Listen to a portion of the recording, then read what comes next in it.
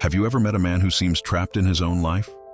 No matter how hard he works, how many people he blames, or how many excuses he makes, nothing seems to change.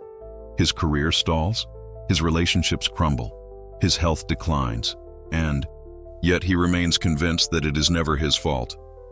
You might not recognize him immediately. He could be your coworker, your neighbor, your friend, or perhaps he might even be the man you see in the mirror. The most dangerous trap in life is not failure itself.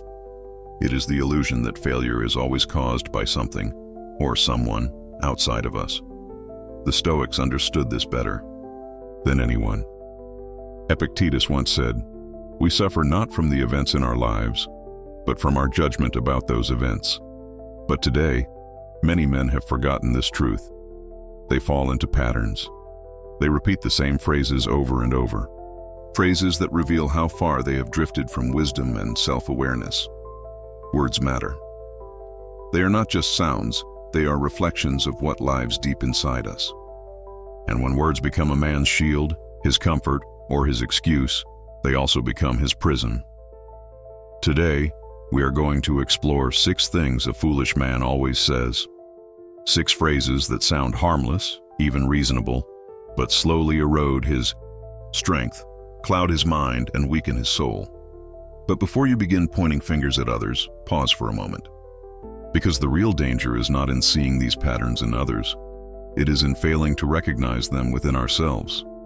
The Stoics did not teach us to fear failure, pain, or even death. What they warned us against was ignorance, the kind of ignorance that wears the mask of confidence, the kind that convinces us we are always right, always safe, always justified.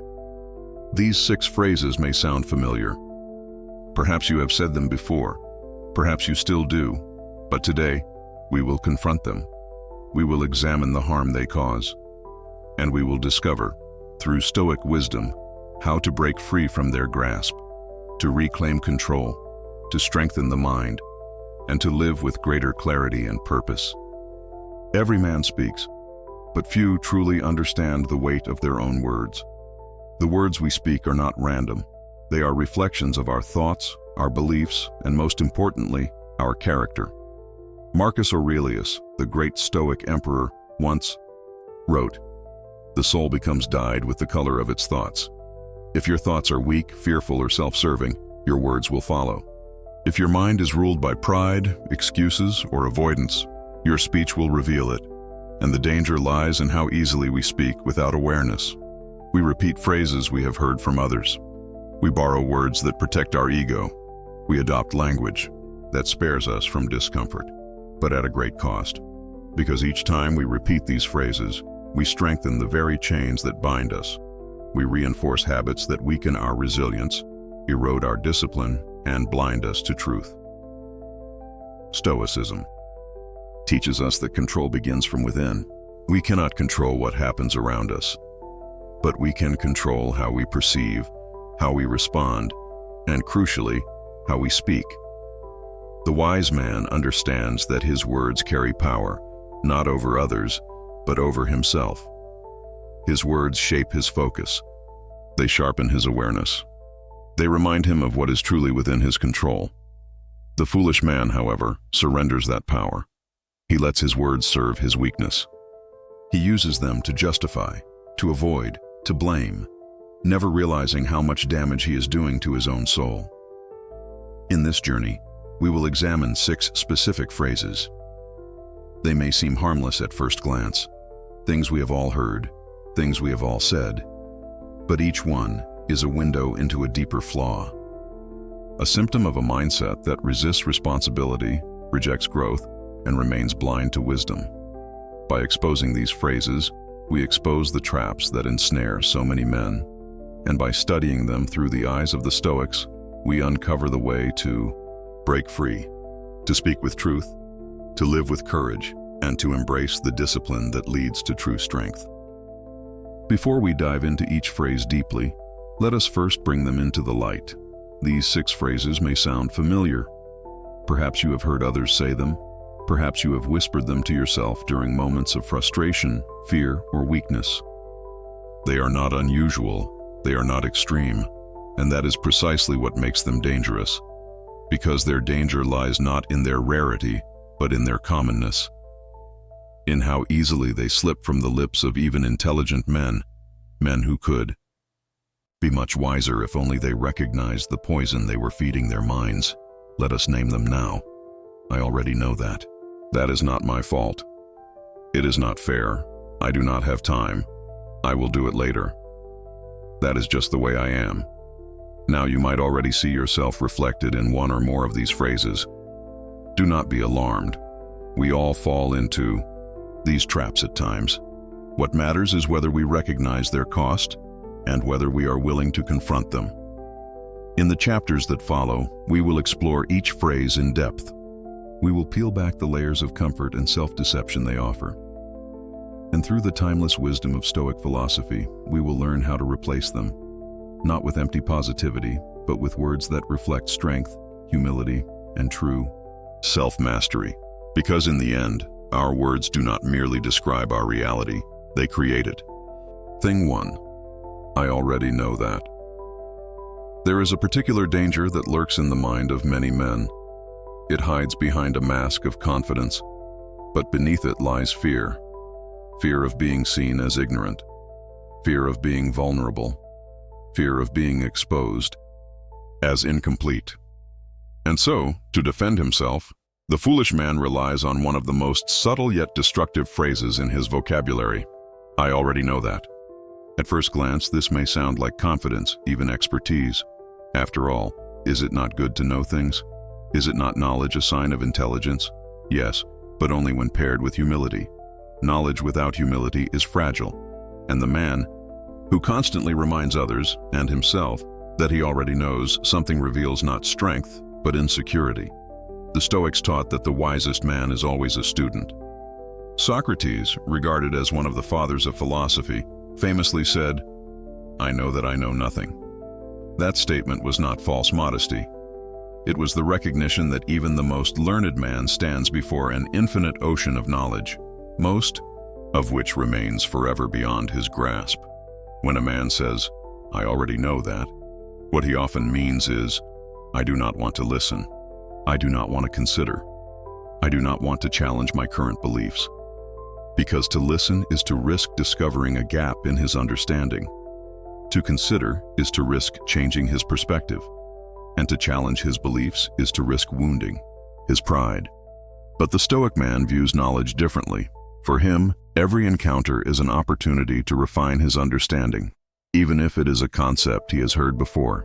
He understands that repetition deepens mastery. He welcomes the possibility that a familiar idea may carry a nuance he previously overlooked.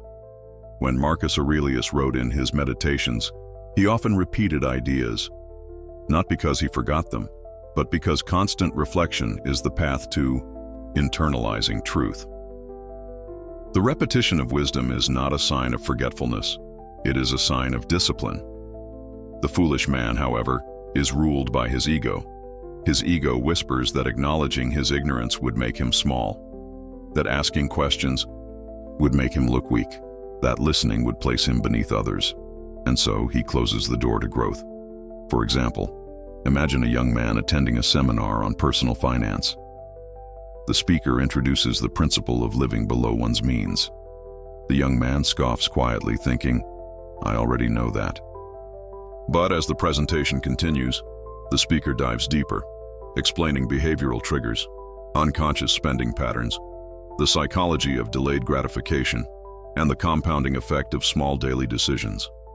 Had the young man remained open, he might have gained valuable insight. Instead, his initial arrogance prevented him from receiving knowledge that could have changed his financial future. This pattern repeats itself in every area of life. Relationships. A man dismisses advice about listening with empathy because "I already know how to talk." Business.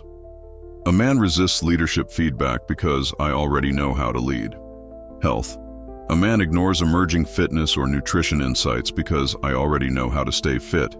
Every "I already know that" is a wall he builds around his mind, a wall that keeps out not only new knowledge but also personal growth. The Stoic man tears down those walls. He understands that true confidence requires vulnerability, the willingness to admit there is always more to learn. Seneca wrote, "As long as you live, keep learning how to live." The wise man recognizes that no wisdom is ever fully mastered. Even the most basic truths deserve constant reflection, for circumstances change, perspectives evolve, and deeper understanding emerges over time. Key takeaway: beware the words, "I already know that." They may sound like wisdom, but they are often the disguise of fear. Remain forever open, forever curious, forever a student of life. Thing 2. That is not my fault. Among the many phrases a foolish man leans on to protect himself, few are as seductive or as corrosive as this. That is not my fault. It sounds harmless at first. After all, things happen in life that we did not directly cause. Misfortunes strike. People disappoint us. Circumstances turn against us. Is it not reasonable to say, "This is not my fault"? Reasonable? Yes. Helpful? No. The Stoics understood that while external events may be beyond our control, our responses to them are entirely ours to own. Epictetus taught, "It is not what happens to you, but how you react to it that matters." The phrase, "that is not my fault," reveals a dangerous instinct. The instinct to shift responsibility away from oneself. It is the voice of the victim mentality, one of the most destructive poisons to ever infect a man's mind. When a man blames others for his situation, he may gain temporary comfort. He shields his ego from the painful truth that his choices, his habits, his perspective may have contributed to his troubles. He tells himself that if only other people, or the world, had acted differently, everything would be fine. But comfort is not growth, and blame is not control. Every time a man says, "That is not my fault," he weakens himself. Core Stoic truth: responsibility is not about fault. It is about ownership. Owning your life does not mean claiming you caused every misfortune. It means taking ownership of your reaction to it, your learning, your adaptation, your future choices. For example, a man loses his job during an economic downturn. He did not cause the recession. Layoffs were out of his hands. But if he responds with anger and blame, cursing his employer and resenting the economy, he remains stuck. The wise man instead asks, "What could I have done to better prepare? What skills do I need to develop? What lessons can I take from this loss? How will I rebuild stronger?" By shifting from blame to ownership, he transforms misfortune into fuel for growth. Seneca wrote, "A gem cannot be polished without friction, nor a man perfected without trials. Every trial is an opportunity to test one's character. Blaming others denies that opportunity." Key takeaway: even if it is not your fault, it is still your responsibility. Ownership empowers, blame shackles. Thing 3. It is not fair. There is a cry that echoes across every corner of human life, from the mouths of frustrated children to the hearts of bitter adults. The cry is simple, familiar, and deeply dangerous. It is not fair. In childhood, this phrase may seem harmless, even natural. But when that same cry carries into adulthood, it reveals a mind still trapped in immaturity. The foolish man clings to this phrase, wearing it like armor to protect himself from the harshness of reality. He sees others rise faster, gain more, or succeed with seemingly less effort. He looks at injustice, both real and perceived, and recoils in frustration. It is not fair that he was born into wealth. It is not fair that my coworker got promoted. It is not fair that I worked hard and still failed. It is not fair that others have better luck. And with each utterance, he plants seeds of bitterness. The more he focuses on fairness, the more he feeds resentment. The more he feeds resentment, the more he poisons his own peace. The Stoics, however, taught a radically different view. Peace is found in acceptance, not fairness. Epictetus wrote, "Seek not for events to happen as you wish, but wish for events to happen as they do, and your life will go smoothly." This is not resignation. It is alignment with reality. For example, two men apply for the same job. Both are qualified. One is chosen because of a personal connection, not skill. The foolish man responds, "It is not fair. I deserve that job." He stews in bitterness and resentment. The wise man responds, "I was not chosen. That is reality." Then he asks, "What can I improve? Where else can I apply? How can I grow stronger from this?" By refusing to argue with reality, he retains his strength. Marcus Aurelius wrote, "You have power over your mind, not outside events. Realize this, and you will find strength." Key takeaway: releasing the demand for fairness frees you from envy and resentment. Focus on virtue and growth instead. Thing 4. I do not have time. There is perhaps no excuse more common or more deceptive than this: "I do not have time." It rolls off the tongue effortlessly. We hear it in casual conversation, at work, in relationships, even in our private thoughts. It feels true. Life is busy. Responsibilities pile up. Demands on our attention seem endless. But behind this simple phrase lies one of the greatest lies we tell ourselves. Seneca, in his essay on the shortness of life, wrote, "It is not that we have a short time to live, but that we waste much of it." Time itself is not the problem. The problem is misplaced priorities. When a man says, "I do not have time," what he often means is, "I have not made this a priority. I fear the discomfort this task will bring." I prefer distraction to discipline. For example, the man who says he has no time for exercise somehow finds time to scroll through social media. The man who says he has no time for his children somehow finds time to watch television for hours. The Stoic man, however, masters his time by focusing on what truly matters. Epictetus taught, "No man is free who is not master of himself." Key takeaway: reclaim your time by aligning daily choices with your highest values. Every no to distraction is a yes to virtue. Thing 5. I will do it later.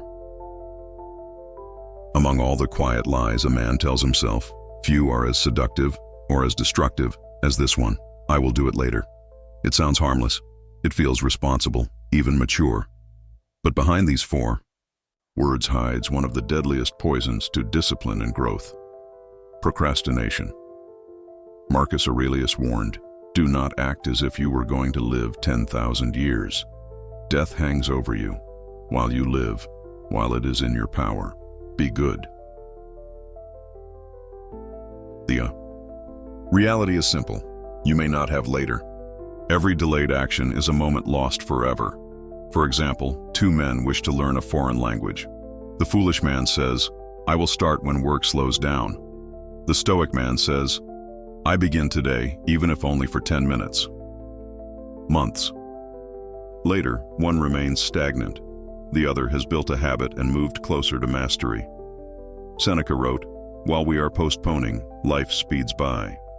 Key takeaway: act now. Small, consistent steps today build the life you want. Later is a trap. Thing 6. That is just the way I am. Among the 6 phrases we have explored, this final one may be the most dangerous. That is just the way I am. At first, it may sound like acceptance, but beneath the surface it conceals resignation, a refusal to change. Epictetus taught, "You may fetter my leg, but not even Zeus himself can fetter my will." Your character is not fixed. Habits can be reshaped. Strengths can be built. The Stoic man treats his nature like clay, to be shaped with effort and discipline. For example, a man raised in a household of anger finds himself repeating those patterns.